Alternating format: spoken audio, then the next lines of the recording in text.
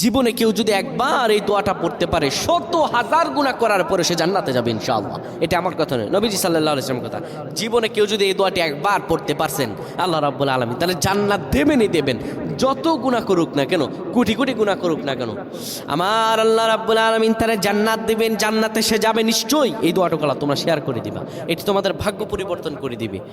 নবীজি সাল্লাল্লাহু আলাইহি ওয়াসাল্লাম আমাদেরকে বলেন যতই গুনাহ করো না কেন আল্লাহর কাছে ক্রোধন করো, আমার আল্লাহ কান্না শোনেন।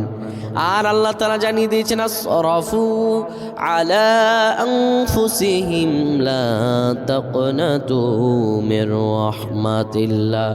বান্দারে যত জুলুম করেছো, যত গুনাহ করেছো তুমি যদি আল্লাহ তাআলার কাছে মাফ চাইতে পারো, আমার আল্লাহর কাছে যদি দয়া চাইতে পারো, জীবনের সকল গুনাহগুলোকে আমি রব্বুল আলামিন মাফ করে দিব। বান্দারে হতাশ হইও না, আমার রহম থেকে তুমি নিরাশ হয়ে যেও না। নবীজি বলেন লা ইলাহা ইল্লাল্লাহ দাখালাল জান্নাহ। কেউ যদি একবার জীবনে লা ইলাহা ইল্লাল্লাহ বলতে পারে, আমার আল্লাহ তারে জান্নাত দিয়ে দিবেন। লা ইলাহা ইল্লাল্লাহ মুহাম্মাদুর রাসূলুল্লাহ যদি আপনি পড়তে পারেন, আমার আল্লাহ আপনারে জান্নাত দিবেন, আপনার জীবনের হতাশাগুলো কাটিয়ে